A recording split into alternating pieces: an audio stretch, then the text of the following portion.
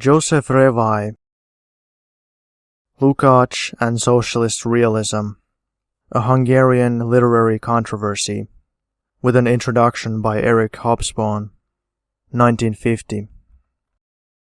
Introduction.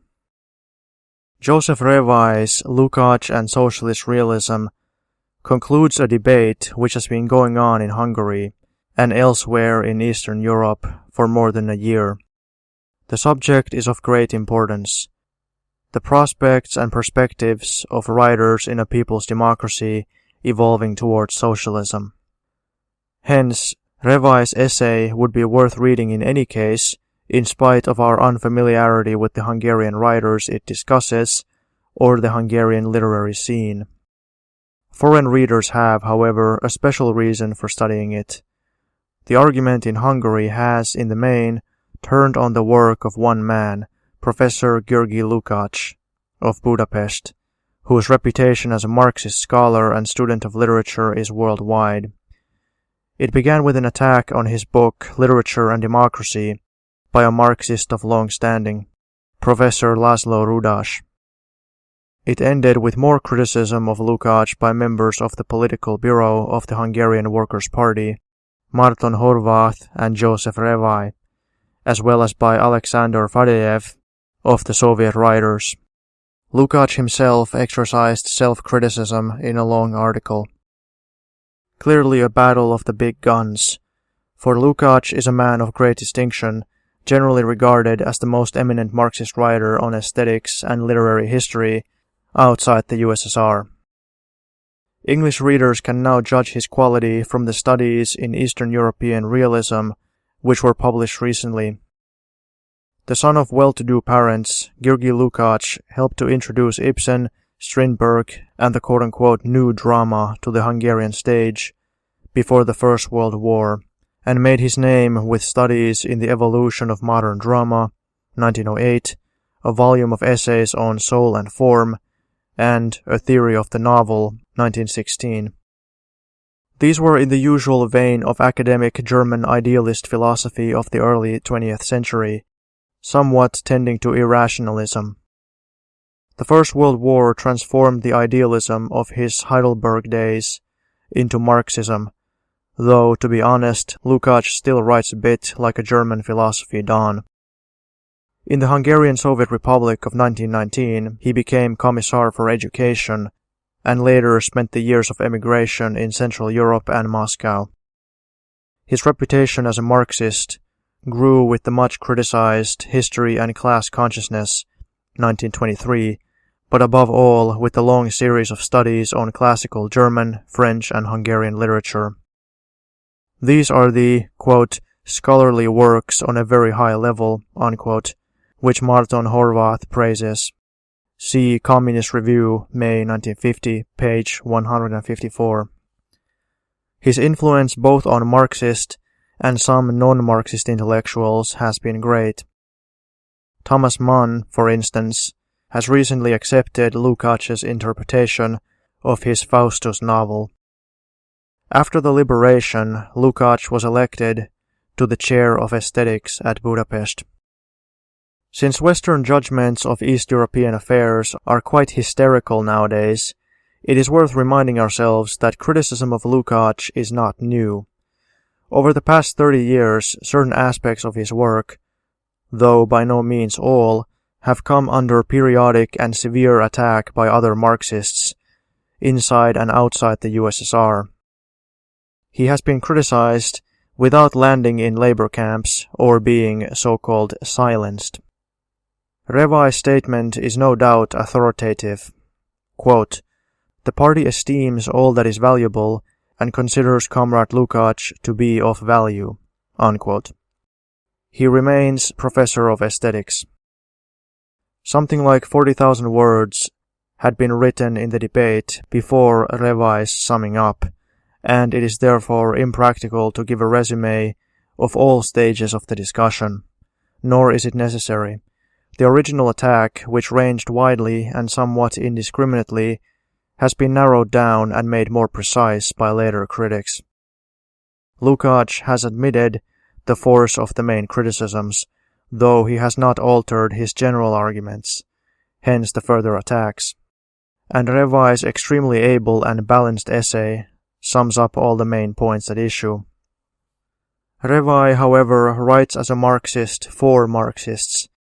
Since his approach is utterly unfamiliar to most non-Marxists interested in literature in Britain, it is perhaps worth saying a word or two about it.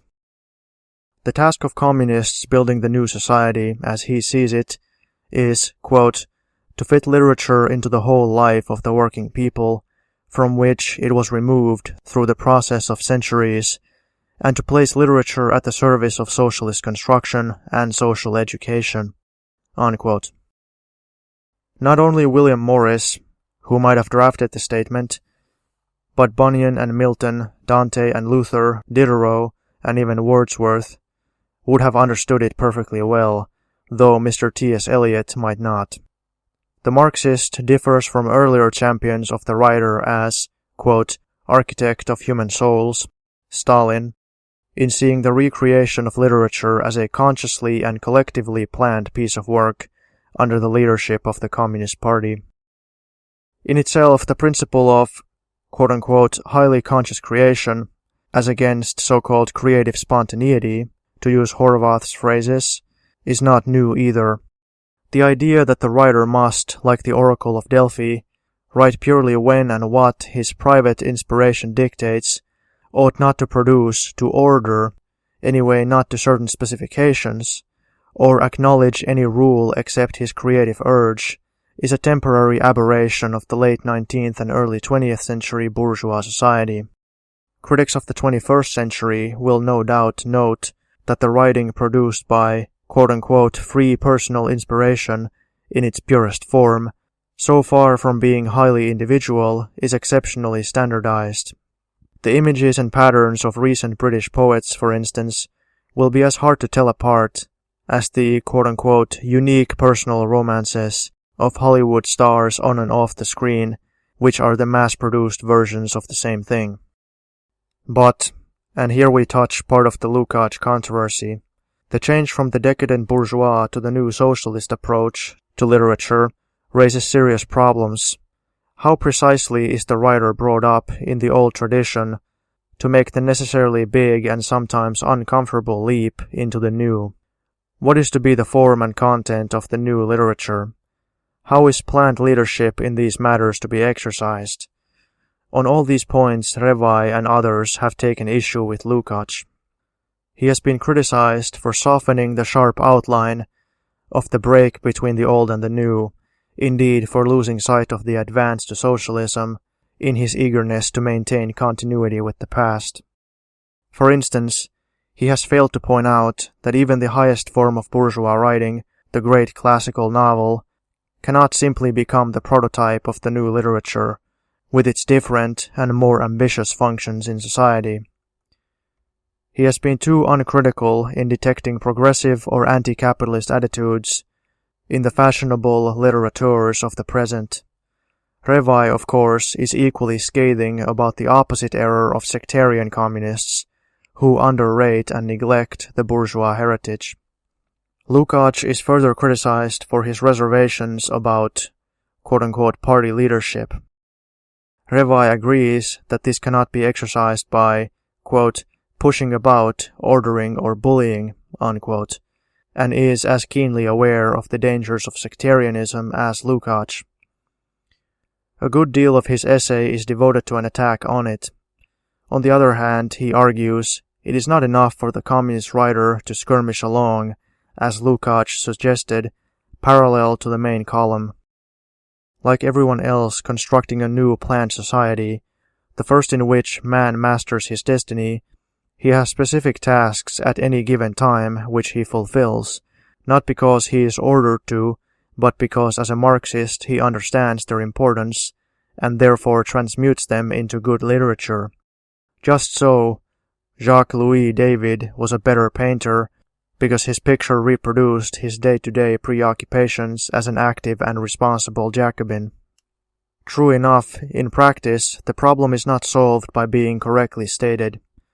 The difficulty is not so much in rigid or sectarian party direction, quote-unquote communist conceit, people who want to, quote, create a new socialist literature by administrative measures, unquote.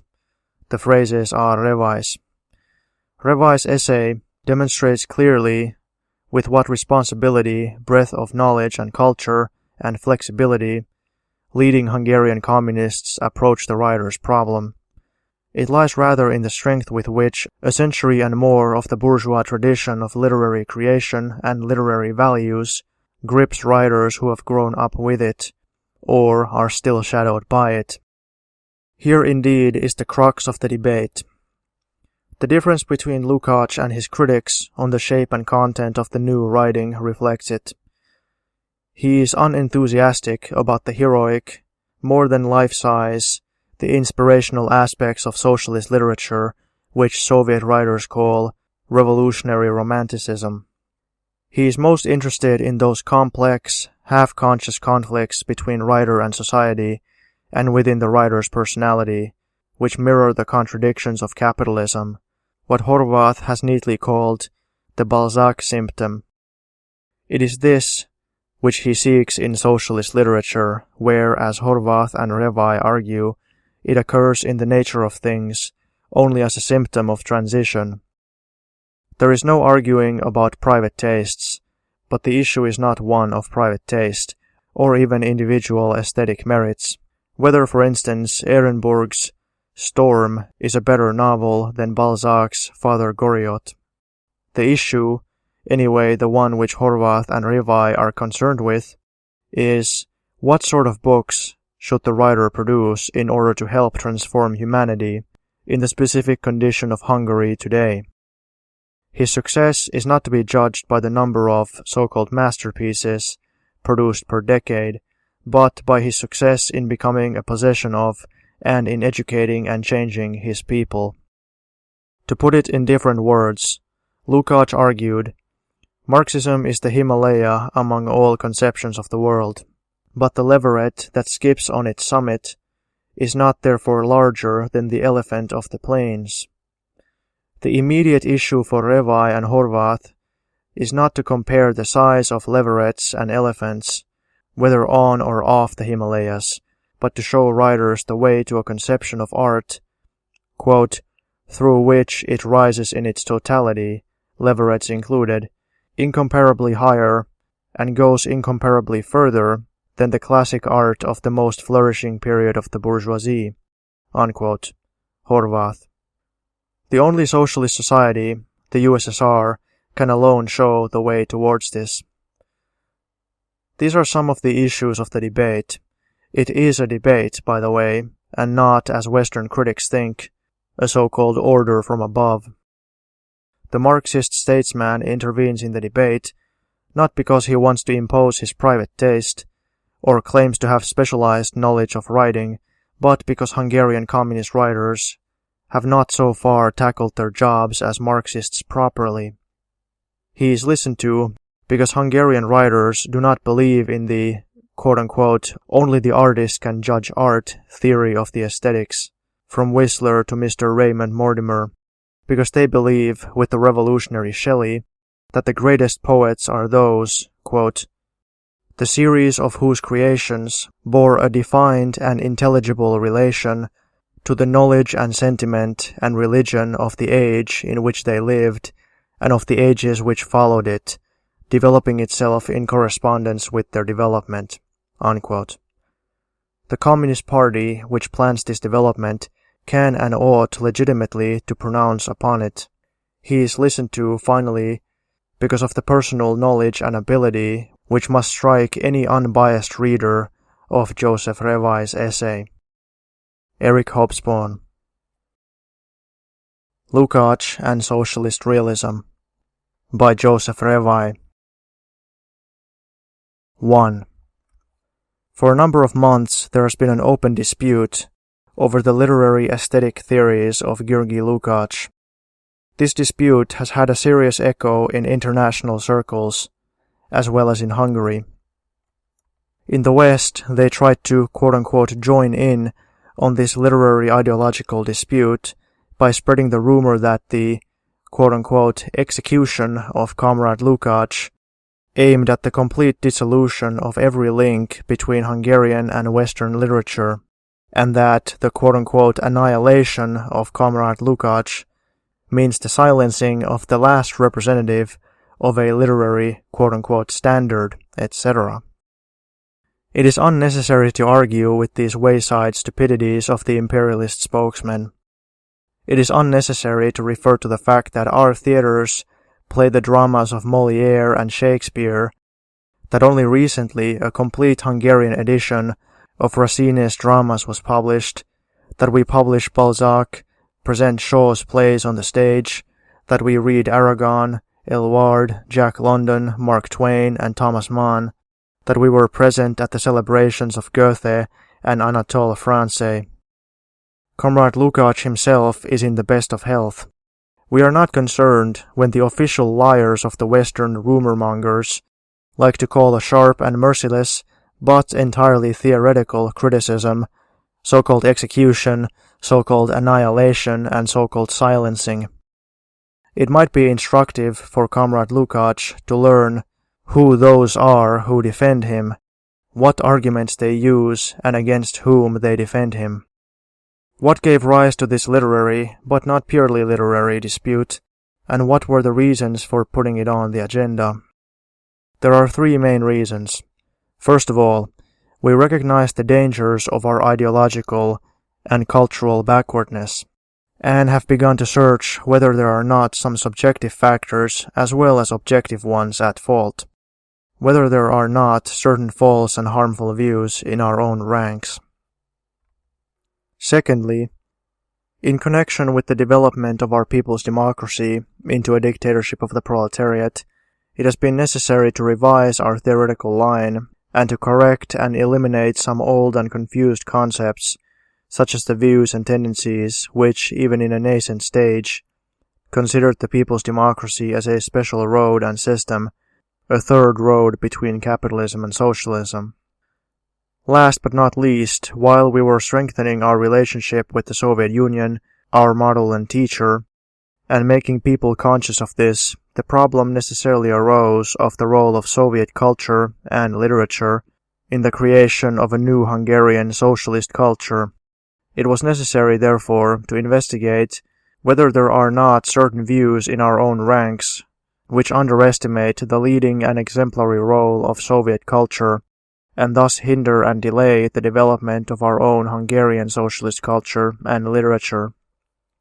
Finally, the sharpening of the class war, both in our country and in the international field, the increase of political and ideological vigilance, the intensified demand for theoretical constancy, the search for the enemy's hiding places on the cultural front, all these were reasons which led to the dispute with certain of Comrade Lukács's views.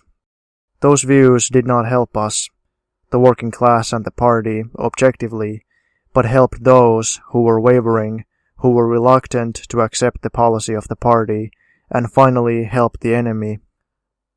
This, of course, does not mean that Comrade Lukács consciously helped the enemy, and does not mean either that all that he said and wrote in the last years was false and bad. It does not mean this in the least. But the fact is not altered that there was a certain coherence in his erroneous views, that a well-defined trend was expressed in his literary activities, and that, from a political ideological point of view, this trend cannot be regarded as anything but right-wing. The following remarks do not aim at repeating or summing up all that has already been said in this dispute. I am only emphasizing what has already been emphasized by others. The party esteems all that is valuable and considers Comrade Lukács to be of value. The party looks forward to his further activities and considers it desirable that he should take part in our literary and ideological life, but on the condition that he exercises serious and consistent self-criticism. 2. Comrade Lukács has already exercised self-criticism. This self-criticism was a step forward, no doubt, but it did not penetrate deeply enough, and was not sufficiently consistent. Why? In his self-criticism, Comrade Lukács refers to the fact that the articles objected to were written in 1945 and 1946, when the whole situation was fundamentally different from that of today. Quote, I started with the form and content of the spirit which at that time was alive among Hungarian intellectuals and in the Hungarian literary world. Even today I am convinced that in a number of questions I proceeded correctly. On the other hand, however, I see that in more than one case I went too far ahead on that basis, on the ideological situation of that time, and not sufficiently ahead in drawing the conclusions. This immoderate aim of adapting my way of expression to the ideological conditions following immediately after the liberation had already at that time the disadvantageous consequence that such expressions could be sometimes used by wavering, obtusely resisting intellectuals to justify their own resistance. Unquote. And Comrade Lukacs repeats, quote, such ideological model resulted from adapting my way of expression in such an unbalanced way to the then existing situation. Unquote. To start, however, from a given situation is not at all wrong. This is not what we reproach Comrade Lukacs with. We do not reproach him for having proclaimed a quote-unquote literary united front in 1945-46 and for calling the alliance of democratic Hungarian writers. The criticism leveled at Lukacs' views would be incorrect and a leftist deviation if it were to reproach him for not having announced the slogan of Socialist Realism in 1945. If the party did not put forward the slogan for an immediate political and economic struggle for socialism in the political and economic fight, it could not, of course, call Comrade Lukacs retrospectively to account for not having fought directly for socialism on the literary front in 1945. It is a question of perspective. The party, too, avoided provocation of the right wing of the Smallholders Party in 1945-46, and was not willing to declare in the 1945 election, as Ferenc Nagy and his associates wished, that the struggle was for socialism. But at the same time, it did not deny the struggle for socialism, did not give up the perspective of this struggle for socialism, and in its everyday struggle, it increased its attack on the capitalist elements in politics and economics, thus keeping the struggle for socialism constantly on the agenda. It thus led the changing situation in Hungary in a socialist direction and developed the people's democracy into the dictatorship of the proletariat. All this change, however, was lacking in Comrade Lukacs' literary standpoint. His literary slogans were not adapted to the increasingly sharp and strongly political and economic slogans of the party. In 1948 and 1949, Lukacs fought on the literary front for the same aims as he did in 1945 and 1946.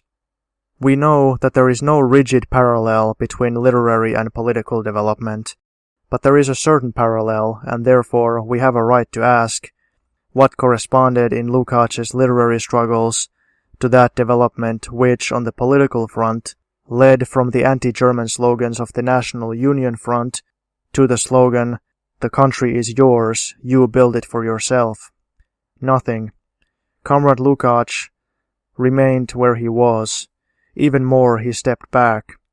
When the party sharpened the struggle against the capitalists, when in the spring of 1949 the turning point was reached and passed, he turned to the right and began to struggle not for socialist realism, but essentially against those literary tendencies and their representatives who, for better or worse, represented the development towards socialist realism.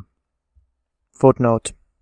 National Union Front, a political resistance movement founded in 1944 during the German occupation on the initiative of the then illegal Communist Party and composed of all democratic parties fighting against fascism.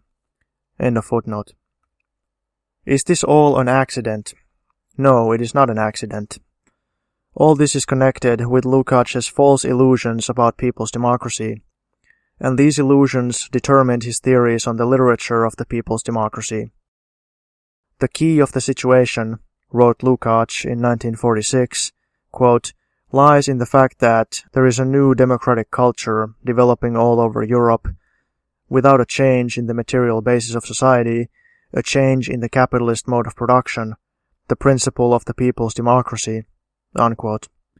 He wrote in 1947, quote, "In Hungary especially, and in other countries too, is still barely beginning to assert itself, and even if it realizes its aims, it does not intend to abolish the capitalist mode of production, and therefore cannot aim at the creation of a classless society." Unquote. I could continue by quoting more of such views, but I do not think that it is necessary. Are these slips of the pen? Is it only a question of Comrade Lukács not having clarified the problem of perspectives of the character and development of the people's democracy, which at that time, in 1945 to 47, were not completely clarified by the party either? If this were all, it would not be worthwhile mentioning the incorrect formulation of Comrade Lukács in a literary theoretical dispute. But this is not the question. A people's democracy which does not even intend to create socialism, which does not even want to touch the capitalist mode of production, these notions are more than certain obscurities in the issue of socialist development. Comrade Lukács regarded a transitory and temporary situation as an absolute and final state, and he took the line that people's democracy as such was different from bourgeois or formal democracies, therefore could remain and become permanent in the soil of capitalism. That this is theoretically a silk purse from a sow's ear and practically a harmful opportunist view needs no further proof. But what was the origin of these views? The origin was that Comrade Lukács forgot in the struggle against fascism about the struggle against capitalism. The origin lies in the fact that, not only in his activities of the past 5 years, but already long before that, when fighting against imperialist decadence, he tried to oppose the old plebeian popular revolutionary forms and traditions of bourgeois democracy to fascism by generalizing, idealizing them, and making them into a mythology. He also forgot that quote-unquote plebeian democracy was already only a transitory stage in 1792, and that Lenin's 1905 theory of the revolutionary dictatorship of the workers and peasants in the bourgeois democratic Russian Revolution could not be divided from his theory of the growth of the bourgeois democratic revolution into a socialist revolution. At the bottom of Comrade Lukács's literary theory, which essentially contrasted the great bourgeois realist tradition with imperialist decadence and fascist ideology, there was hidden the thought of a return to quote-unquote plebeian democracy as to a state of a permanent character.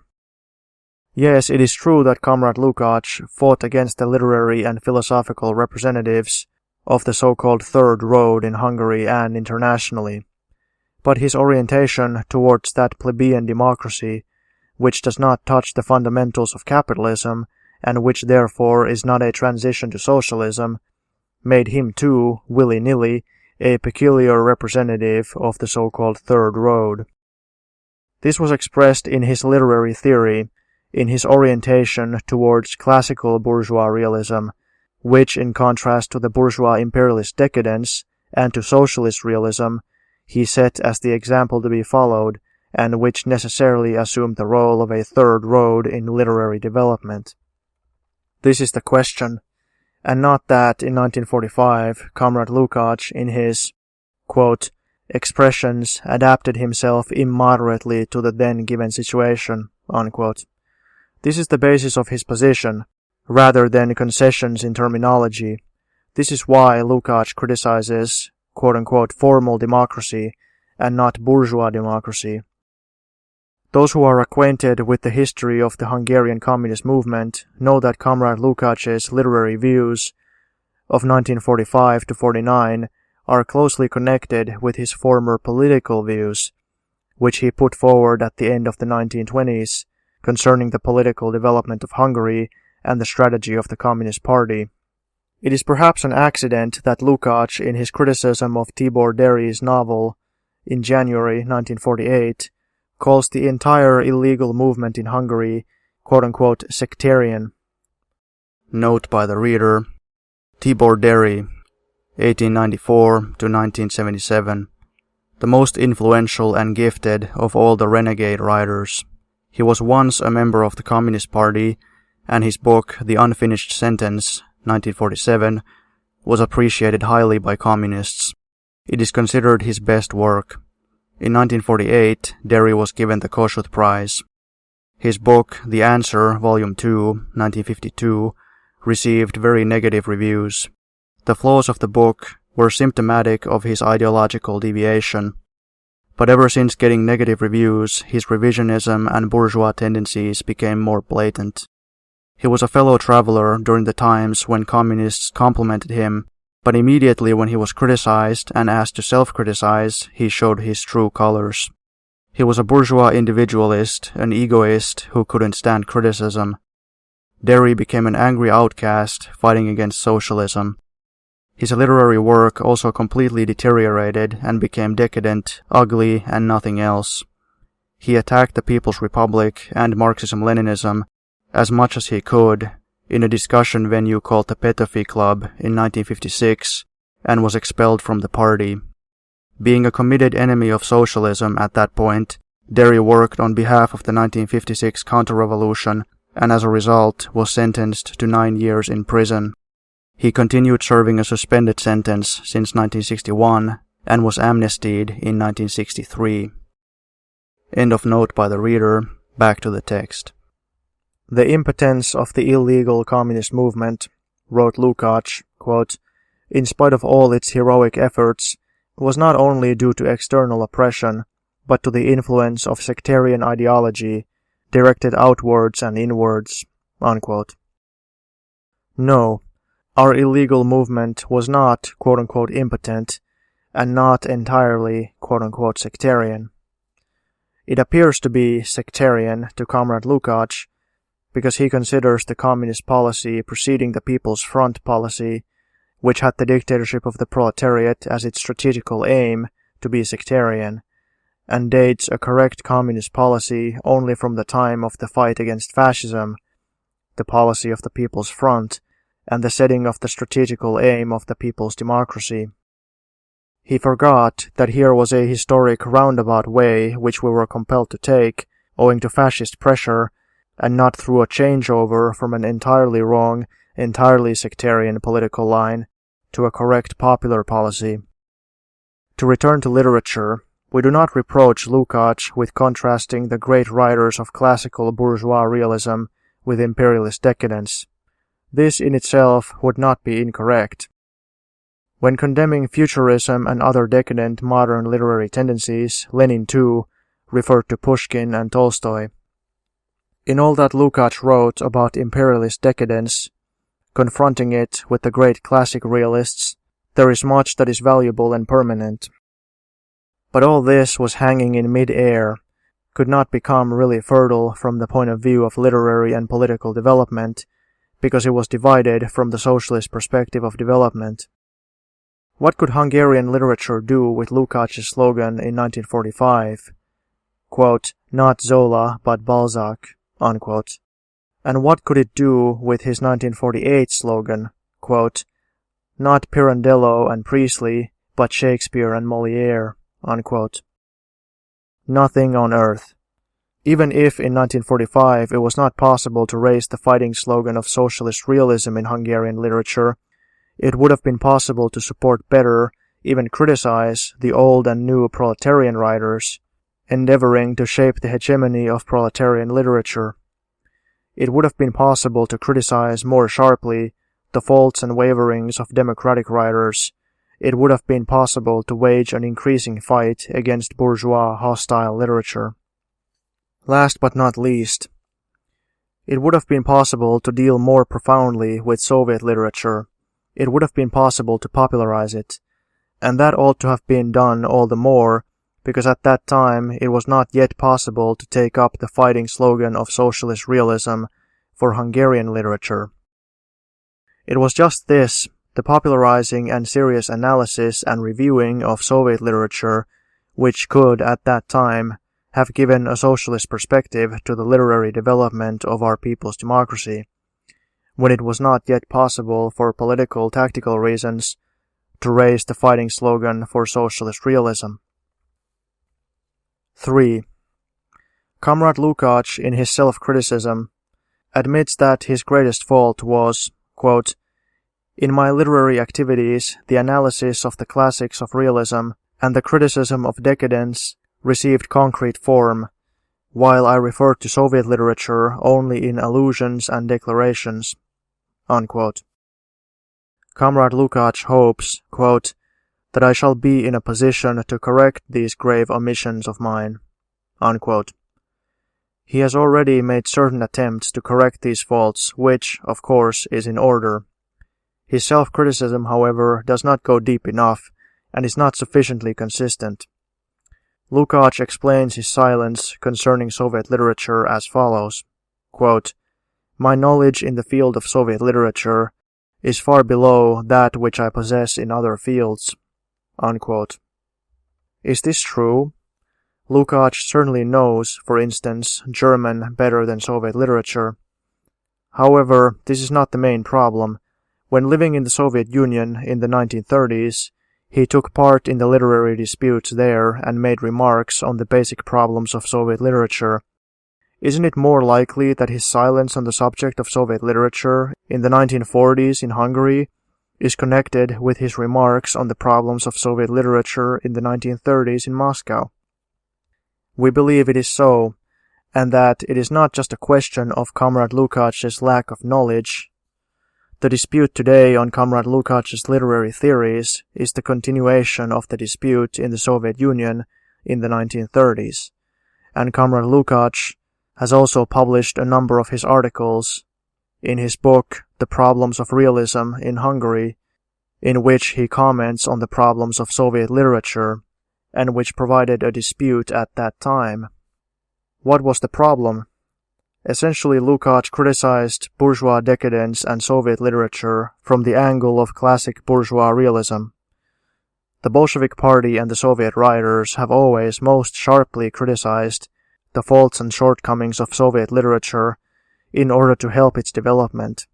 But these criticisms and self-criticisms took as a starting point the superiority of Soviet literature and the theoretically higher level of socialist realism compared with bourgeois literature. In Lukács's case, however, just this method was missing.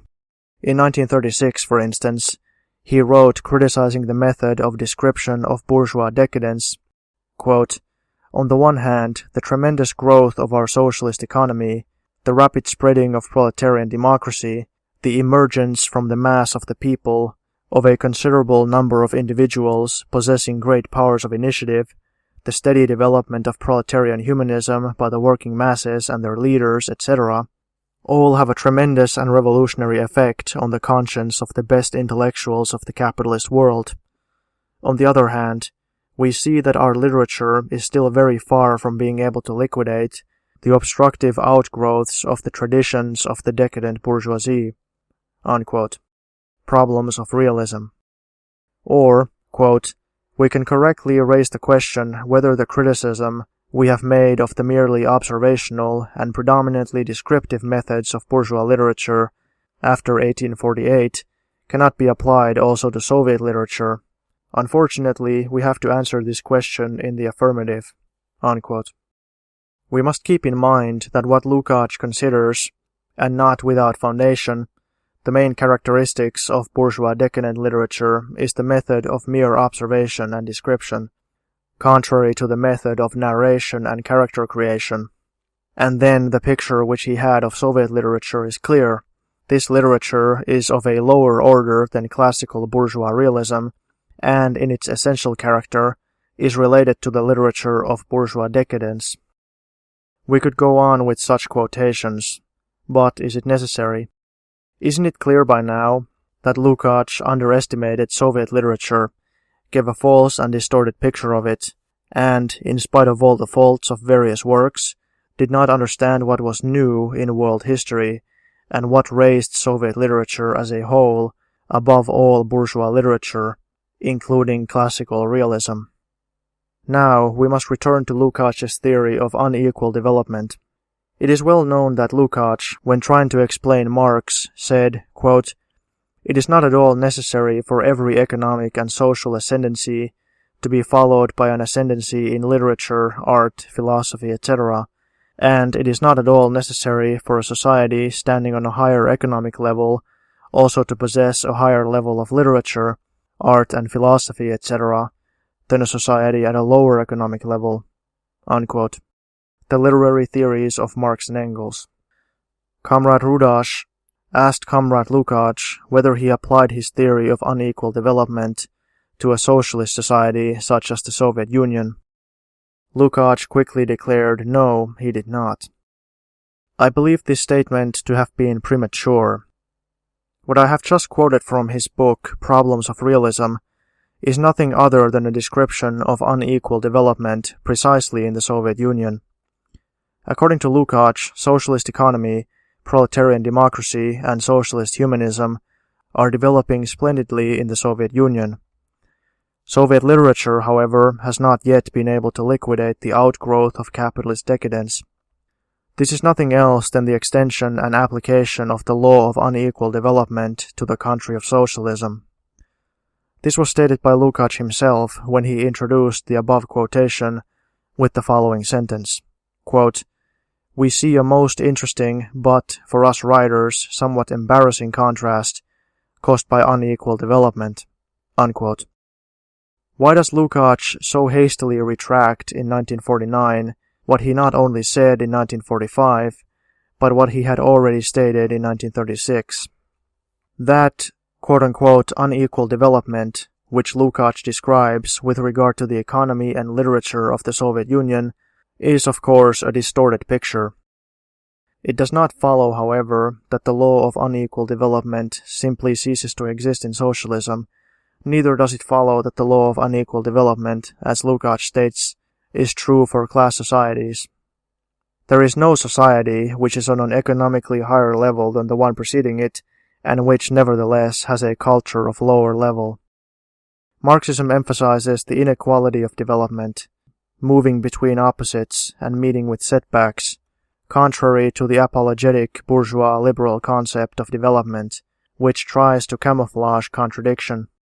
But Marxism never denies that social development as a whole leads from a lower level to a higher one. This also must be applied to spiritual culture. Otherwise, historical materialism itself would become meaningless. Unequal development, as explained by Lukács, does not exist, even retrospectively.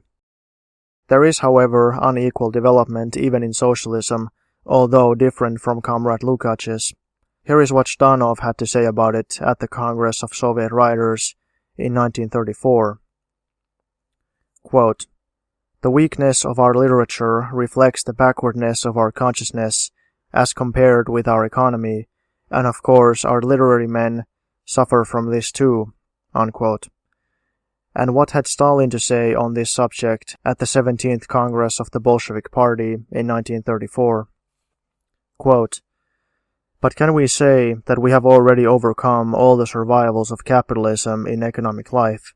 No, we cannot say that. Still less can we say that we have overcome the survivals of capitalism in the minds of people.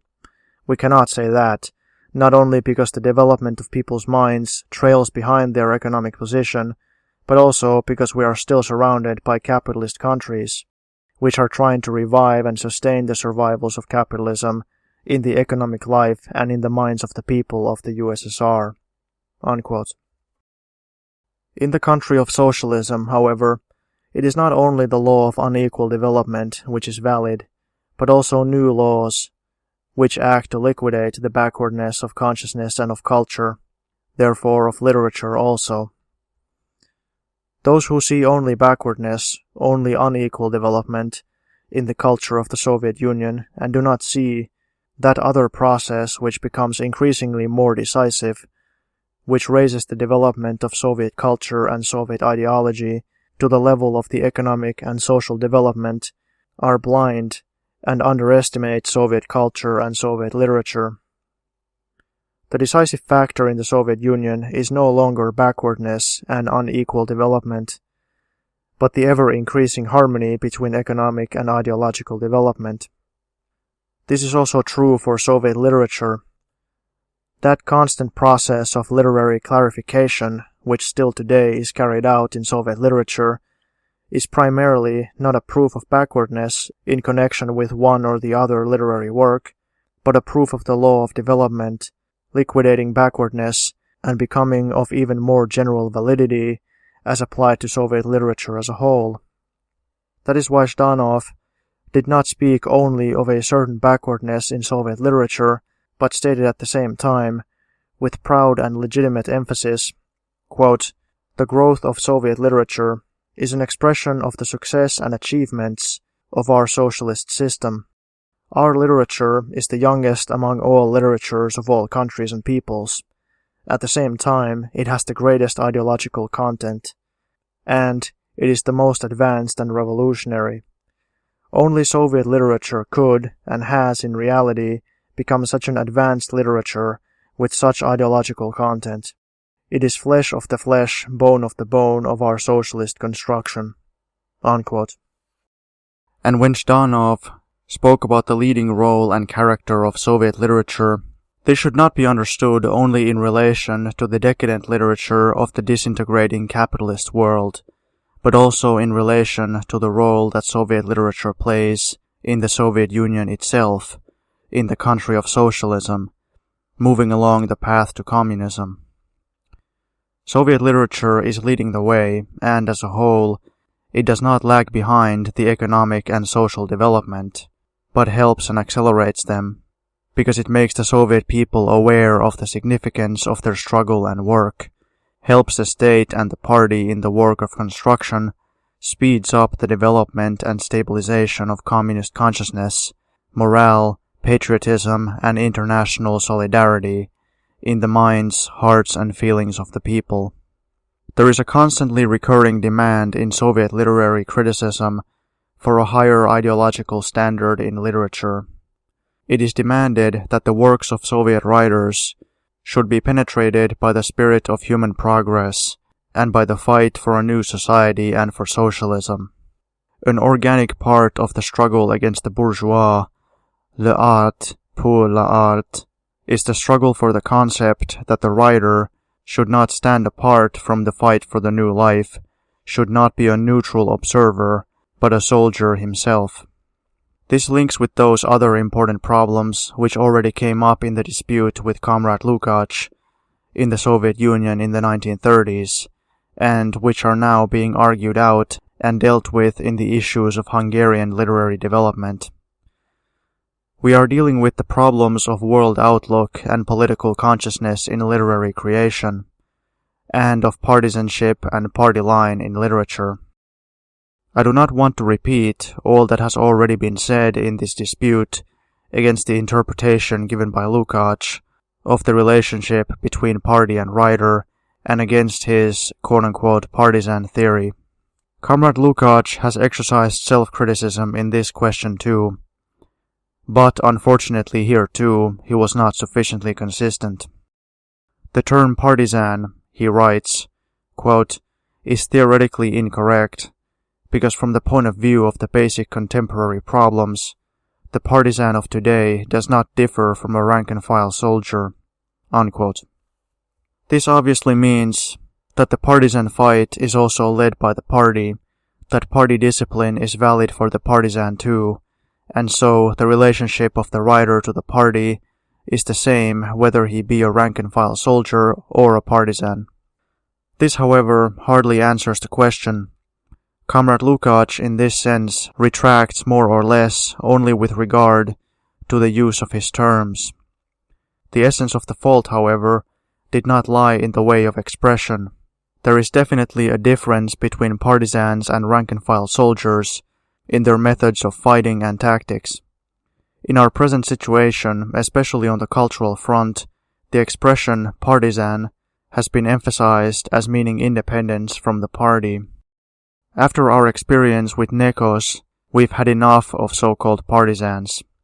Footnote: Nekos Initials of the National Council of People's Colleges. The People's Colleges were formed after the war with the intention of making education available to the children of the workers and peasants. They became centers of peasant romanticism. Nekos was abolished, and the People's Colleges transformed into state colleges. End of footnote. Comrade Lukacs's mistake is that he too widely enlarges Lenin's principle of party adherence of literature, and thus there is so much covered by that concept that there is hardly any essence left. Lenin's party literature is not identical, as Comrade Lukács thinks, with what Engels calls tendentious literature. Engels wrote to Mina Kautsky, quote, "I am by no means antagonistic to a tendentious literature as such. Aeschylus, the father of tragedy, and Aristophanes, the father of comedy, were both poets with tendencies, so were Dante and Cervantes. The best one can say about Schiller's Intrigue and Love is that it is the first German drama with a political tendency. The modern Russian and Norwegian writers who write excellent novels are all tendentious writers." Unquote. Lenin, however, said this about party literature, quote, "Literary work must become a part of proletarian work as a whole. It must be a cogwheel in the single homogeneous big social democratic machine, which is moved by the conscious vanguard of the entire working class. Literary work must be an essential part of the organized, planned, social democratic homogeneous party work." Unquote. It is plain that Lenin's views on party literature are a considerable step forward from Engels' point of view. Comrade Lukács, therefore, takes a step backward when he identifies Engels' and Lenin's points of view. The Communist Party puts a greater demand on its writers than that they should merely be tendentious. As a consequence of this retrogressive step, Comrade Lukács narrows down the concept of party poetry to lyrical poetry. Quote, "The kind of poetry which, by its nature, has a direct bearing on the present, was and always will be lyrical poetry." Unquote. Literature and Democracy. Novels and dramas, according to Lukács, quote, "have kept their old objectivity." Unquote. Either Comrade Lukács understands something else by party literature than did Lenin, or else he believes that Lenin's principle of party adherence is not valid for the great epical forms. In Soviet literature, however, not only lyrical poems, but novels and the drama are party literature, and we want to educate not only our lyrical poets, but also our novelists and dramatists to this party adherence, and to serve through their literary work in the struggle and work of the party. It is not that Lukács is a disciple of the bourgeois principle of l'art pour l'art, to which we object. Undoubtedly, in his critical work since the liberation, he has taken his stand against the l'art pour l'art ideology, which is deeply rooted in the consciousness of Hungarian writers. Comment by the reader. L'art pour l'art means art for art's sake, which basically means art without any kind of message or meaning, certainly without any kind of political meaning. End of comment by the reader. Back to the text. But when taking his stand, he stopped halfway because he did not fight the battle against l'art pour l'art from the consistent standpoint of Lenin's party literature. This is how we explained the contradictions in his articles, the opportunist concessions given to the principle of l'art pour l'art, and the evaluation of the principle of party literature as a quote-unquote leftist deviation. On the one hand, he criticizes correctly the Hungarian representatives of the l'art pour l'art principle, but on the other hand, he declares that, quote, "the ivory tower world outlook cannot be eliminated because it has deep and serious social roots. It is a protest against the fundamentally inartistic tendency of capitalist society. This protest of pure art against the ugliness and spiritlessness of the capitalist world can either be directed forward or backward, can be progressive or reactionary, according to when, against whom, and with what emphasis it is directed. It can be understood that a considerable part of Hungarian literature defended itself in this way during the 25 years of counter-revolution, especially during the last terrible years." Unquote. This quote-unquote understanding of quote-unquote pure art is a deviation from the standpoint of Marxist aesthetics and makes practically valueless Lukacs' other utterances against, quote, "the illusion of the writer standing above society." Unquote. No, this ivory tower world outlook never was and never can be progressive. One cannot, quote-unquote, understand and make excuses for this world outlook. One has to fight against it. Lukács, on the one hand, correctly calls upon Hungarian writers to turn towards the new reality of Hungarian democracy, in parentheses, for a new Hungarian culture. On the other hand, he incorrectly keeps them back from this new reality by underestimating and declaring the choice of themes to be of secondary importance.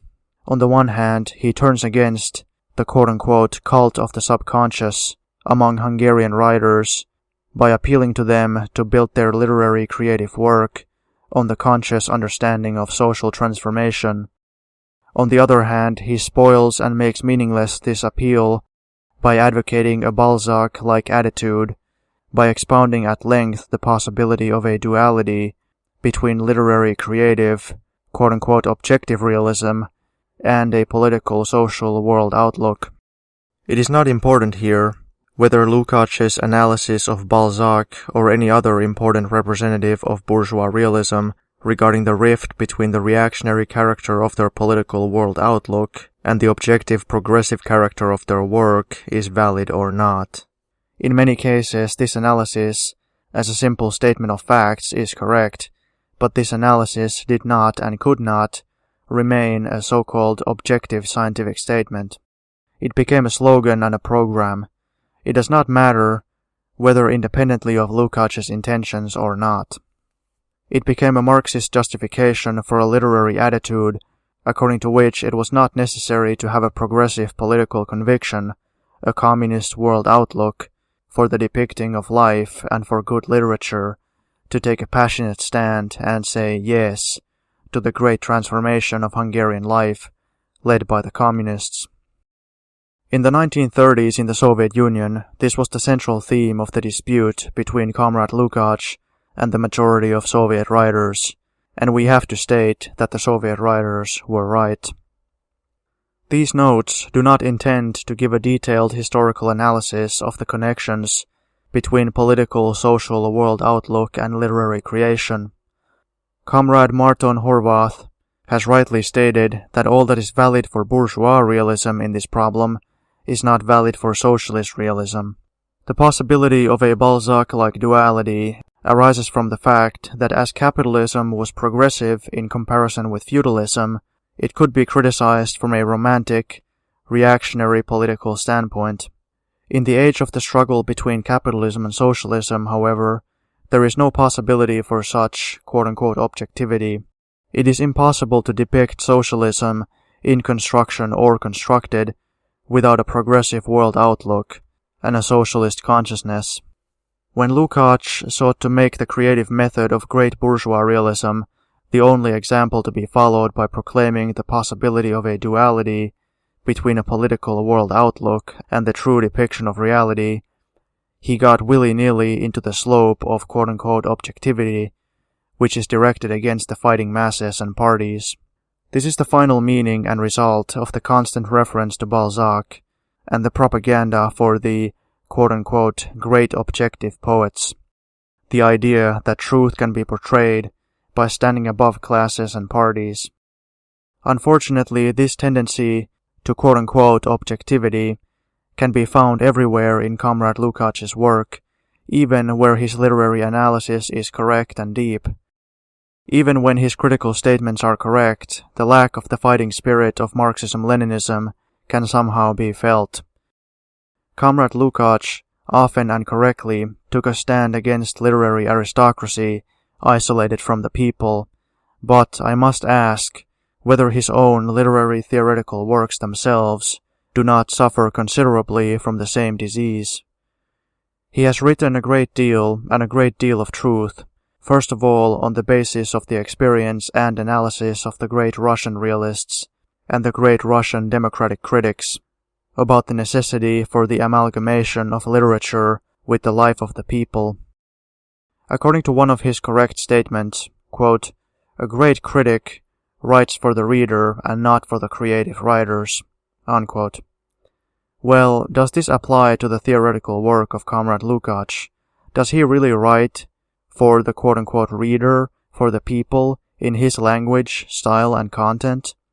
If we look at the influence of his critical works, we are compelled to answer this question in the negative. Comrade Lukács' influence does not extend beyond a narrow circle of intellectual, literary people. He has a narrow circle of followers, more of a sect than an army, quote-unquote literary experts, gourmands, who imitate his terminology. Comrade Lukács admits in his self-criticism that it was his own fault that his standpoint has been misunderstood, and that certain elements hostile to the people's democracy and to the party cling to his coattails. It was right of him to recognize this, but he should go even further. He should shake off not only those who cling to his coattails, but his own pupils and followers. He should shake off those who, in different fields of our cultural life, have been quote-unquote free agents and quote-unquote partisans, who broke off from the party, the working class, and the people, and who looked down disdainfully on the striving forces which are just arising in our cultural life, which are often, it is true, crude and artistically uncouth, but which are nevertheless fresh forces. Comrade Lukács should turn towards these new forces. He should be more strongly and deeply welded to the party, of which he has been for more than 30 years a faithful member, and he should free himself from his quote-unquote friends. 5. The meaning and aim of the dispute with Comrade Lukács is to fight against those views in our own ranks which hinder the development of the new, young forces in our literature, the orientation of our literary life towards the present, the people's democracy, and socialist construction, the education of our writers in the spirit of socialist realism, the acquisition of knowledge from the rich experience of Soviet literature, and the assertion of Lenin's principle of party adherence in literature and of party literature. There are still some who are afraid that party literature and the leading and guiding role of the party in the field of literature will endanger the development of Hungarian literature, are jealous of the creative freedom of writers, and are afraid that the continuity of Hungarian literature will be interrupted. If, however, there is a certain break in the continuity of Hungarian literature, then it is not we who are quote-unquote responsible, but life itself. There has been a break not only in the development of Hungarian literature, but also in the development of Hungarian society. Those who believe that such a revolutionary transformation as that which has occurred in our country has no influence on the quote-unquote continuity of literature have no idea about the connections between social and literary life. It is senseless to weep about a certain breach in the continuity of literary life. We must face the facts with courage. But those who weep forget about some important positive factors which belong organically to the picture of the so-called breach of continuity. They forget, first of all, that the leadership of the party in literature and the assertion of the principle of party adherence means an intimate and close relationship between literature and the public, such as has never before existed. The so-called freedom of the writer in a bourgeois society was at the same time a hopeless isolation from the people. In the socialist societies under construction and already constructed, the people do not only want to buy quote-unquote finished literary works, excuse me for the expression, ready-made literature, but take a hand in the creative work itself. They say what sort of works they want, and try to persuade the writers into preparing their works according, quote-unquote, to measure, made to fit the people. The leadership of the party means ultimately a transmission to the writers of the requests, needs, and criticisms of the people to fit literature into the whole life of the working people, from which it was removed through the process of centuries, and to place literature at the service of socialist construction and social education. Does this mean pushing about, ordering, or bullying? No, by no means. The party, first of all, wishes to guide literature by ideas, not independently of the people, the working class, and the general opinion of the party, but by creating a literary public opinion, organically belonging to all those forces, and resting on institutions. But certain writers have become silent, the argument runs. Does anybody, however, believe that the main reason for their silence is that they are not allowed to write, and not that they cannot write because they have nothing to write about and nobody to write for? In times of great revolutionary changes, it is unavoidable that the air becomes thin around a wide range of old writers, that they lose the firm ground under their feet because they do not know what to do with the new life and the new public. This is the true reason for their silence, and not that they are not allowed to write. The compensation for the breach in the so-called continuity of literature is the appearance of new writers from the people with, quote-unquote, the new songs of new times. Those who cannot keep pace with the times have only themselves to blame. Nobody can accuse us of not having for many long years sufficiently enlarged the circles of those whom we tried to persuade and often even courted, so that they would turn against their own past and join the people's democracy. It is not our fault that in most cases this did not happen. After 1919, there was a lot of quote-unquote self-criticism among those writers who had at any time erred against the old regime. At that time, when the problem was how, through penitence, to become accepted again by the reinstalled large landowners and capitalists, then indeed there was a lot of mea culpa going on. After 1945, there was not a trace of anything similar, although there was reason enough for it, not less than after 1919.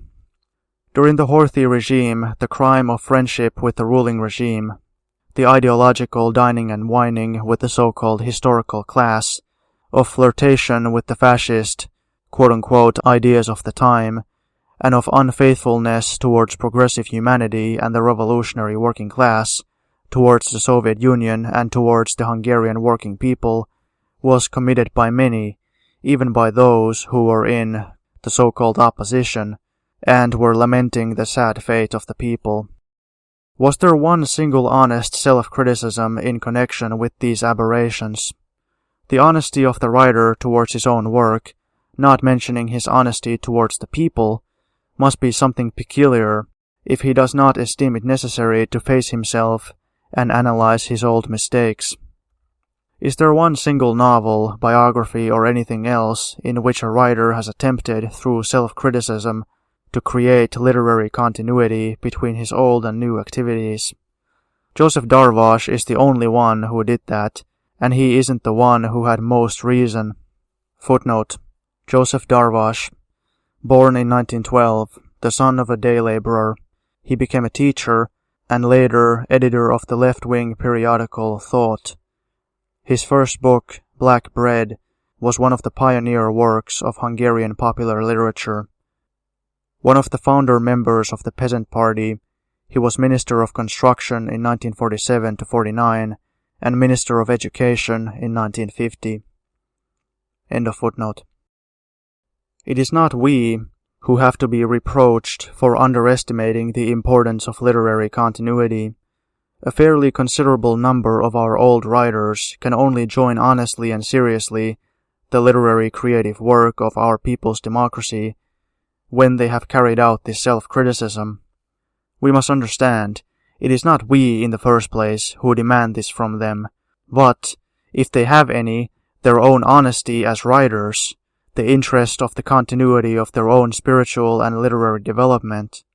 If these demands are not fulfilled, the past will become a millstone which will drag them down, and not allow them to create really serious, great literary works.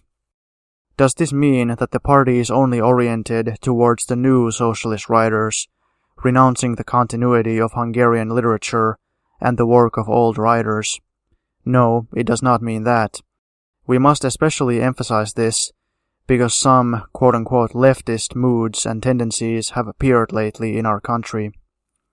I refer here especially to the neophyte ardor of some freshly baked communist literary men who apply Lenin's principle of party literature, removed from time and space, not as a tool of education, but as a weapon which will exclude from the literature of democracy the work of all those who cannot yet be measured by Lenin's standards. As it would have been ridiculous, identifying as Comrade Lukacs did, Engels' tendentious literature with Lenin's party literature, to apply the concept of party literature to Aristophanes or Cervantes, so it would have been an error to apply Lenin's concept quite simply to Gyula Illich and Peter Viresh. Note by the reader: Gyula Illich, 1902 to 1983, a writer. He was a member of the Peasant Party and was promoted by the People's Republic to become a progressive, democratic, anti-fascist and pro-socialist writer. As a result, he received the Kossuth Prize in 1948 and the Joseph Attila Prize in 1950. However, right before and during the 1956 counter-revolution, he began to agitate against Marxism-Leninism and to support a right deviation. He didn't produce anything of quality after that. End of note by the reader. Back to the text. Footnote: Peter Viresh, born in 1897, the son of a day laborer. He worked as a swineherd until the age of 11. After serving in the First World War as a private, he became the most prominent member of the peasant romantic trend in Hungarian literature. He was many times persecuted by the police and sent to a forced labor camp during the Second World War. After the liberation, he became one of the leaders of the Peasant Party. In 1950, he was awarded the Kossuth Prize for his novel The Test Case. End of footnote. The struggle for the party adherence of literature and for the realization of the principle of party literature does not exclude the possibility of having so-called fellow travelers and allies on the literary front. The Bolshevik Party of the Soviet Union has been educating writers to party adherence and party spirit ever since the birth of Soviet literature, and has fought for the hegemony of proletarian literature. But simultaneously, from the moment of the birth of Soviet literature, it took a stand against communist conceit, a stand for the giving of friendly support and ideological help to the peasant writers, and against the repulsing of so-called fellow traveler writers. As early as 1925, the Bolshevik Party emphasized, quote, "It is necessary to exercise the greatest tact, greatest care and patience towards those literary circles which can and will go hand in hand with the proletariat." Unquote. The same is repeated in 1928. Quote, "Proletarian writers must fight against all attempts to treat fellow travelers lightly or with contempt." Unquote. The fight for the hegemony of proletarian literature and the patient education of allied writers, this was the ideological process from which the entire Soviet literature, which is already today entirely party literature, arose. Our quote-unquote left-wing extremists forget that the entire Soviet literature as party literature is the result of long and assiduous work. It was a fight against hostile literature, with criticism and support for the well-meaning part of the allied and fellow traveler literature, and with encouragement, guidance and help, but constant criticism and self-criticism towards proletarian literature, and with a fight against all symptoms, showing signs of quote-unquote leftist conceit, guilt-like isolation, and attempts at literary hegemony. Our literary development, of course, does not have to copy and cannot copy the development of Soviet literature. The origin of the differences lies in the individual characters of the social development of the two countries. In 1917, the Soviet Union started with the dictatorship of the proletariat, continued through civil war and war communism, passed on to the NEP, a new economic policy, and allowed even capitalism a certain freedom of movement in order to push it back step by step, and finally to liquidate capitalist elements by a general attack, and to build socialism with Stalin's 5-year plans. We have not started with the dictatorship of the proletariat. We have had no civil war and war communism. We did not allow a certain freedom of movement to capitalist elements after the dictatorship of the proletariat and war communism. They had sufficient, quote-unquote, freedom in the coalition period of the people's democracy.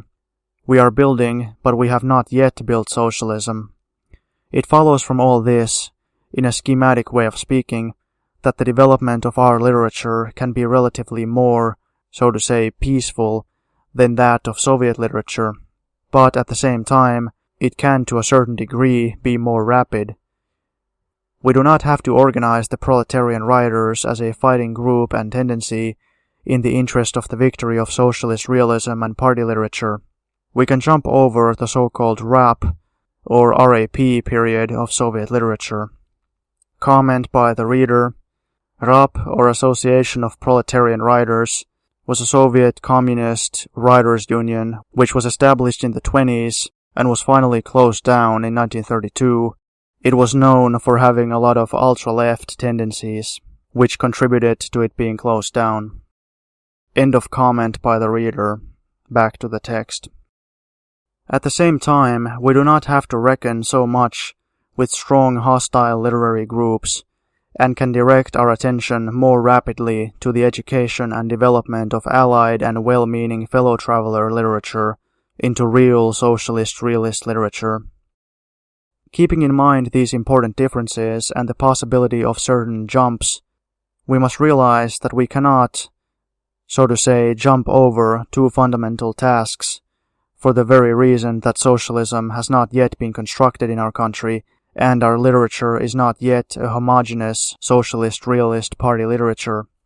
We cannot jump over the task of struggling for a proletarian line, for the hegemony of socialist realist party literature, and we cannot jump over the task and period of the spiritual contest between literary tendencies and writers.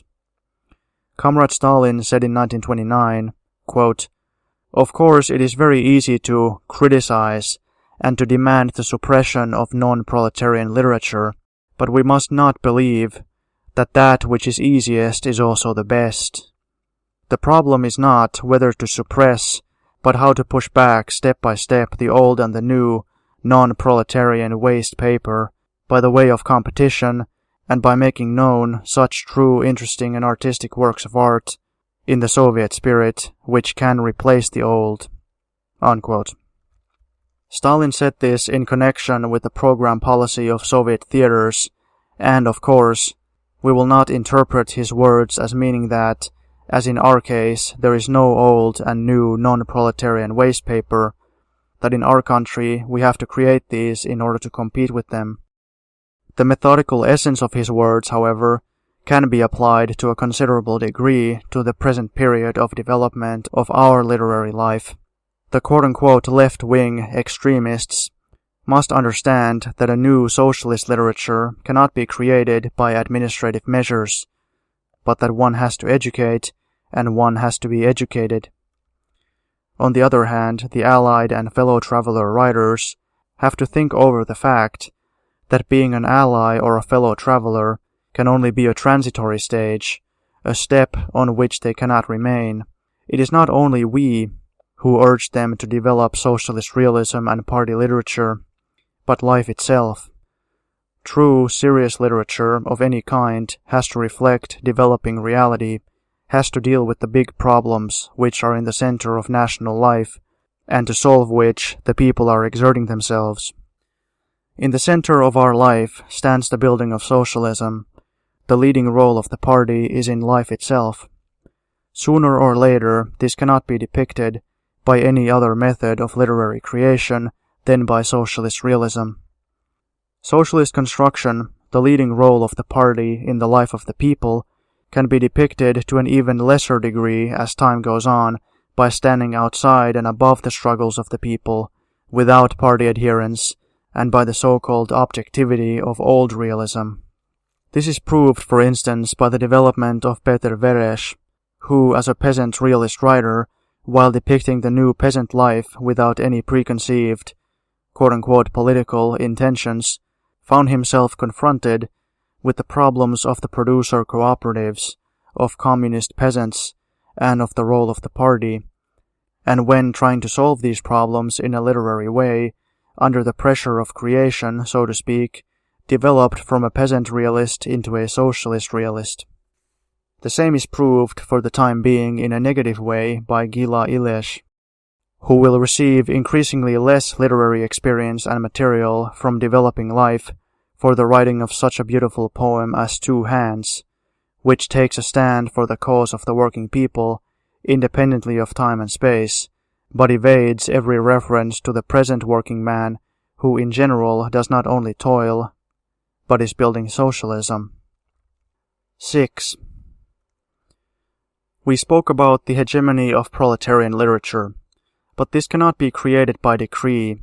It has to be fought for and has to be deserved.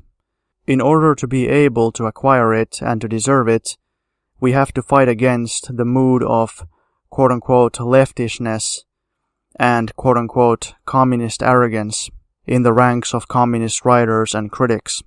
One of the important symptoms of this mood is the underestimation of the classical traditions of Hungarian literature. They should take Soviet literature as an example, where in the course of its development the Bolshevik Party has constantly fought against the underestimation of classical inheritance, considering that this underestimation is one of the most important symptoms of the leftist deviation and guilt-like isolation of proletarian literature, and one of the most important hindrances in the realization of its leading role. Our quote-unquote left-wing extremists argue that the time has not yet come to consider taking the Hungarian classical inheritance into our possession, because we would thus encourage the quote-unquote right wing and endanger the popularizing and diffusion of Soviet literature. Is it worthwhile to waste paper on contradicting this silliness?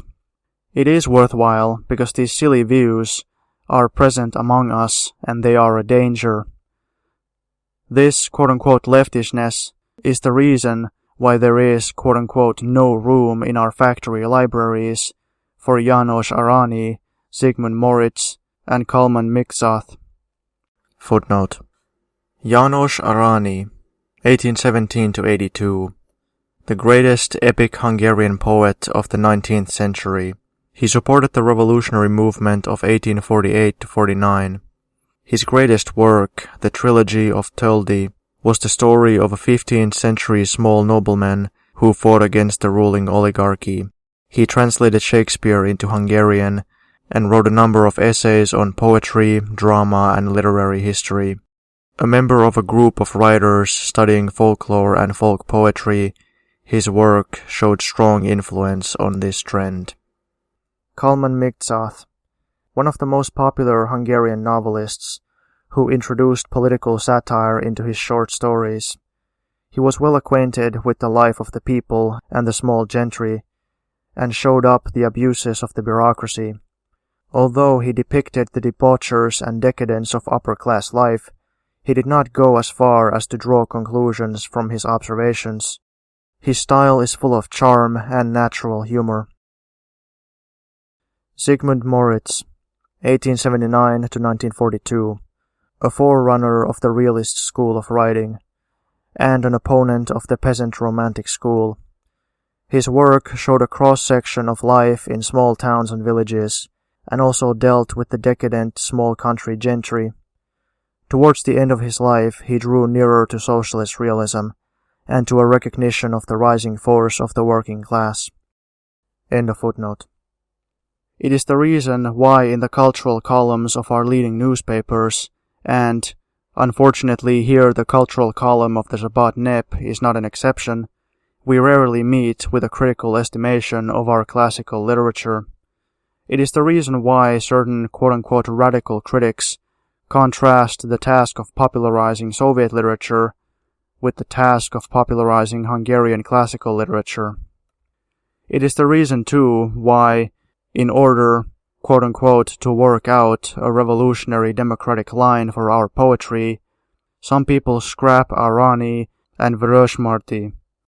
They concluded from my statement that Petőfi's poetry was not simple continuation of the poetry of the Reform period, but a jump and a breach, that Petőfi's poetry had no relationship whatsoever with the poetry of the Reform period, which they simply summed up as quote-unquote liberal. Save me, Lord, from these quote-unquote leftish friends, because then we can finish with the enemy more easily. Footnote: Mihaly Viresh, 1800–55, the great poet of the Reform period, whose work still bore marks of the classical period, but who turned more and more towards national and popular themes. His great epic poem, The Flight of Zalan, marked the beginning of a new period in Hungarian literature. His poetry expressed the romantic spirit of the times. His later life was affected by the defeat of the War of Liberation, and his poetry became pessimistic and full of foreboding. Sándor Petőfi, 1823–49, the greatest Hungarian poet, and one of the great poets of the world. He was also the most far-seeing of the political leaders of the 1848 revolution. He was killed in battle in 1849. His writings were distorted, and in some cases repressed by the Habsburg monarchy and the Horthy regime. Under the People's Democracy, his work is widely appreciated, and he is hailed as its leading precursor. End of footnote. When Soviet writers and artists visit us, there is always one thing included in their critical comments and friendly advice: that we Hungarian communists neglect the classical inheritance of our literature and art.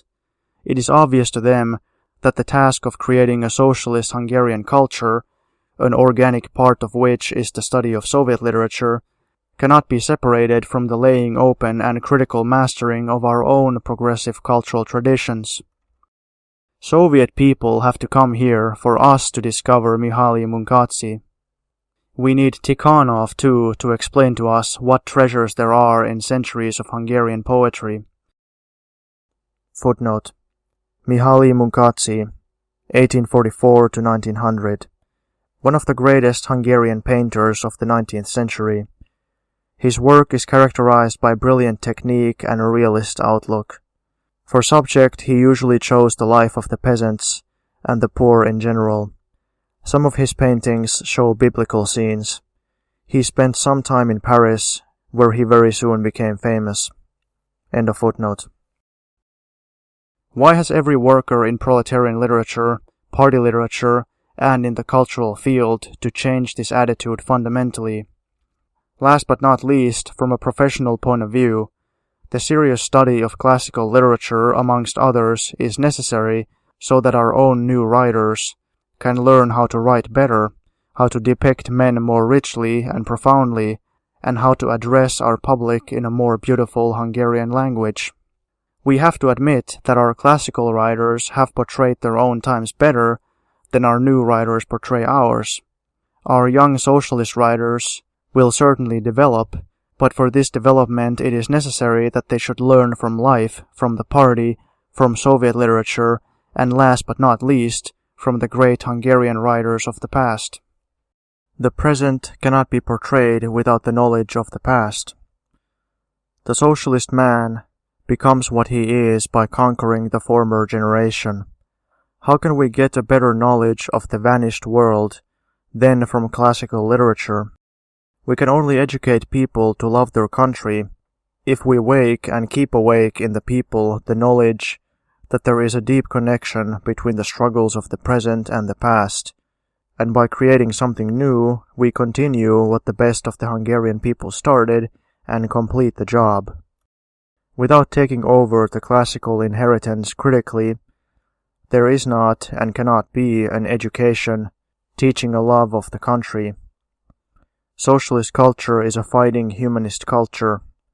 Our struggle for socialist humanism is indeed humane, because our fight for a classless society is strengthened and enlarged by the knowledge that the old inhuman world has been loathed, not only by us, but also by those great critical realists, such as Joseph Eötvös, Kalman Migtsath, and Sigmund Moritz, who unveiled the depravity and rottenness of the old world with shattering force.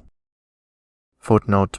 Joseph Eötvös, 1813-71. A poet, writer, philosopher, and politician, he was a member of the liberal-minded aristocracy. He fought against injustice, the feudal system, and for the emancipation of the Jews. He was the author of several historical novels, one of them dealing with the peasant revolution of 1514. His style is heavy and complex, but full of thought. In later life, he joined the government and compromised with the Habsburg monarchy. End of footnote. It is we who carry out the death sentence on the old world, but Moritz in his novels had already pronounced that this world was ripe to perish.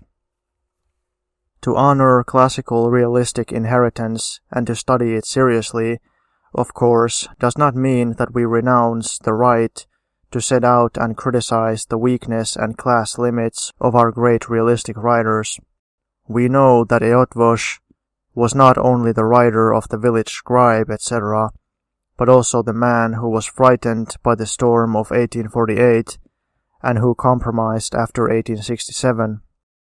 We know that Migtsath not only criticized the Hungary of the gentry with murderous satire, but also contemplated the process of its decay with cynical amusement, without giving voice to the despair of the people.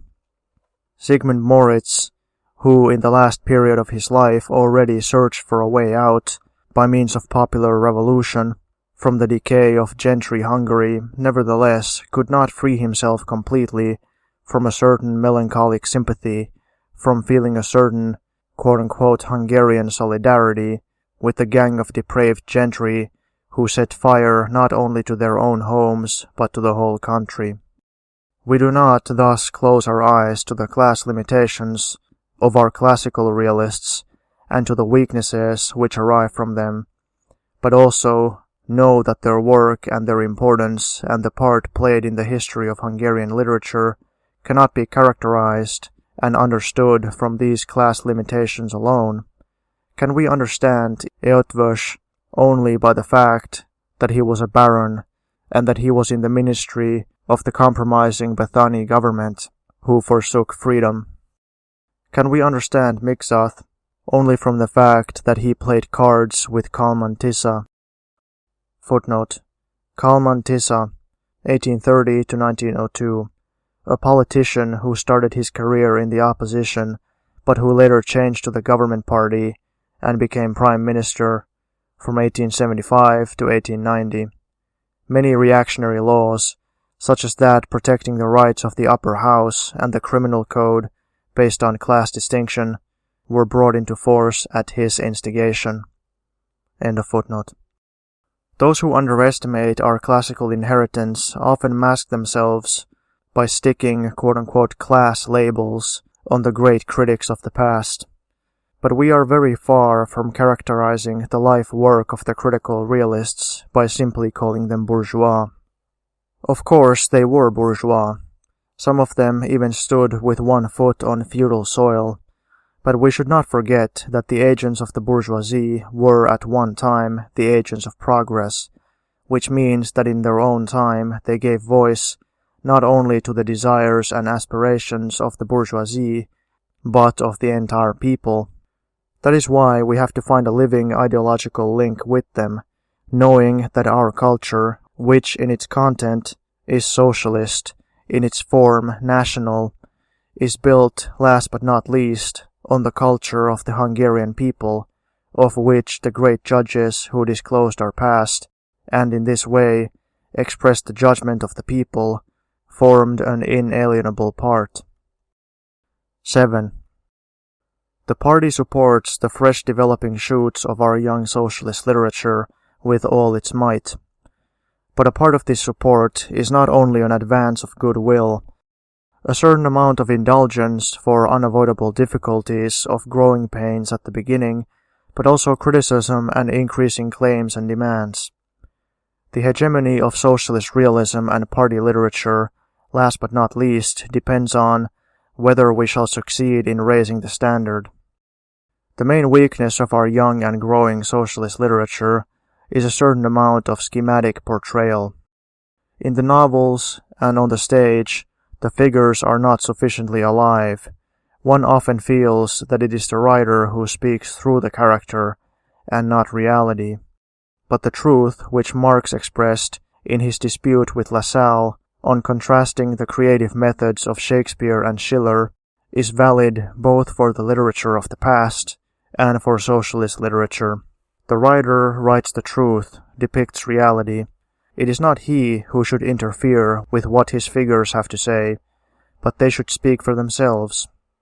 This is far from being in contradiction with the party adherents of literature. The writers should not use external methods to connect the role of the party and the pathos of socialist construction with life, because they are part of life itself. In this connection, we encounter two extremes in our new literature, and in the attitude of our writers. The one, an infantile disease from which our writers will recover, is a permanent enthusiasm which becomes rigid and external. A poem does not become a good socialist poem because the party, in small or capital letters, is put in as an external, unavoidable accessory. The other and more dangerous extreme is a lack of enthusiasm degenerating into cynicism, a concept of party adherence, enthusiasm for work and political consciousness, penetrating life, as if this enthusiasm and consciousness would not be an organic part of reality, but only an artificial and external ancillary. The incredulity of the writer towards the new reality turns in these cases into cynical, quote-unquote, objectivity. We can unfortunately observe this tendency in the young and otherwise gifted Sándor Nagy. A certain amount of schematic treatment and anemia of characters in our young socialist literature has its origin in the fact that some of our writers are reluctant to depict psychology and the problems of private life. This might be an understandable reaction after the self-contamination and bourgeois reactionary, quote-unquote, psychologism, but we have to be careful not to throw the baby out with the bathwater. Do not let us forget the magnificent words of Stalin, quote, "The writers are the architects of the human soul," unquote. The men of socialist construction, the workers, the peasants of the producer cooperatives, the architects who take part in the mixed brigades of the Stakhanovite movement, do not only overfulfill the plan, complete the seasonal plowing, discover new technical methods, but, in close mutual relationship with work, their souls grow and develop. Our socialist realistic literature must not neglect this psychological side of the development of our society and its people, otherwise it becomes dry and rigid. This is connected with the other problem that a part of our writers turn their backs on, the problems of private life. Bourgeois literature turns its back on public life. Its heroes and figures are mostly apolitical beings. Seemingly, they have no links with society and class struggles. Proletarian literature correctly portrays the consciously acting, fighting man who struggles in public life. But even the man who takes a fighting part in public life has, not independently from his political consciousness and public work, but in close mutual relationship with it, a private life. The Stakhanovite, too, loves and has a family, but he loves in a new way, and he forms in a new way his relationship to his family, his wife, and his children. Our new literature cannot turn its back on these problems. Those who know life know how many difficulties and conflicts arise in the family, in the relationship of man and woman, from socialist transformation which changes the old family life, the crisis which arises from the productive and public work of man and woman, of the more rapid development of one or the other. It is the duty of literature to show these often painful and difficult problems, and help to create a truly human form of family and love life based on our new morality. Our new and developing socialist realist literature will certainly conquer these infantile diseases if it is ready to learn from life and study deeply and devotedly the full richness of reality, because that is most important. The acquiring of a Marxist-Leninist world outlook and the knowledge of the laws of social development and their driving forces are a decisive precondition which, however, does not replace the knowledge and study of life itself in its manifold richness. In this, and in this sense alone, is Goethe's saying true today. Quote, "Grey is every theory, but green is the golden tree of life." Unquote. Stalin's saying on literature, on the creative methods of writers, and the relationship between the world outlook and life experience is valid too.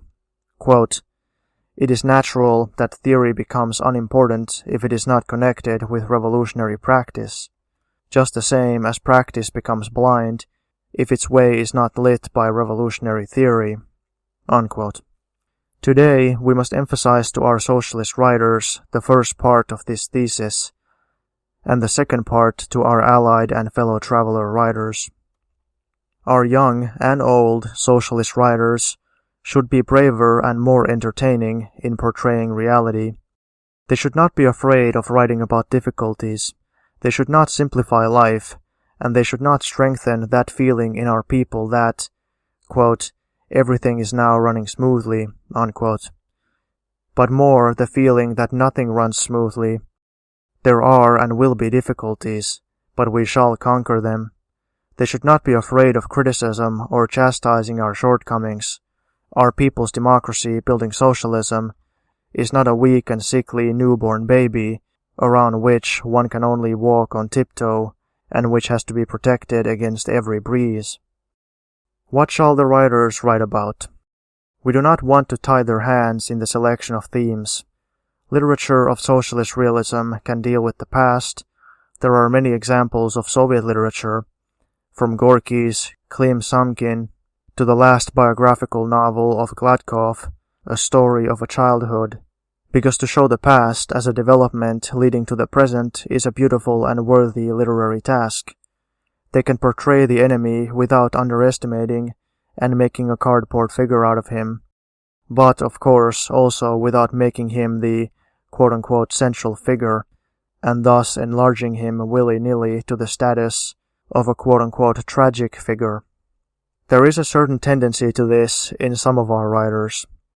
Fleeing before the danger of schematizing and underestimating the enemy, they go to the other extreme. They do not portray him from the point of view of the proletarian class, thus to a certain degree necessarily as seen from outside, but from inside on the basis of the views the enemy holds about himself, based on the reflection of his own situation in his own consciousness. Some of them build up a whole theory on this false method of characterization, explaining, for instance, that the central figure or hero of a drama can only be someone who stands in the quote-unquote center. Gila Hai expands on this theory in connection with Gorky's Enemies, and Franz Hunt, in connection with Eva Mondi's drama, claims that the dramatic conflict has to be put in the person of the principal hero. Note by the reader. Gila Julius Hay, 1900 to 1975, a writer. Like many others, he was supported by the People's Republic to become a progressive, democratic, anti-fascist and pro-socialist writer. He received the Kossuth Prize in 1951. However, he became a revisionist and a supporter of Imre Nagy. In the Writers' Union, he supported Nagy, Titoist policies, and opposed the government during the 1956 counter-revolution. He was expelled from the Workers' Party and sentenced to 6 years in prison in 1957. After serving his sentence, he emigrated to the West. End of note by the reader, back to the text. Franz Hunt, born in 1907. He is a stage producer and theater director. After the liberation, he became director of the Academy of Dramatic Art and of the Madach theater. End of footnote. All these theories were supported by Comrade Lukacs' writings about Sholokov and Virta. We do not tie the hands of our writers when choosing their themes and their heroes, but under no circumstances do we orientate them towards creations which have the enemy or some proletarian hamlet as their central figure. We orientate them towards positive heroes, towards themes, the material of which makes it possible that these positive heroes should undergo full human development through difficulties, errors, and conflicts. The positive hero of the new Hungarian socialist realist literature should be the man at work, carrying out the 5-year plan, in the full richness of his public activities and the world of his feelings. Only this kind of literature will fulfill the great task of educating our people and our youth for work, unselfishness, heroism, and patriotism.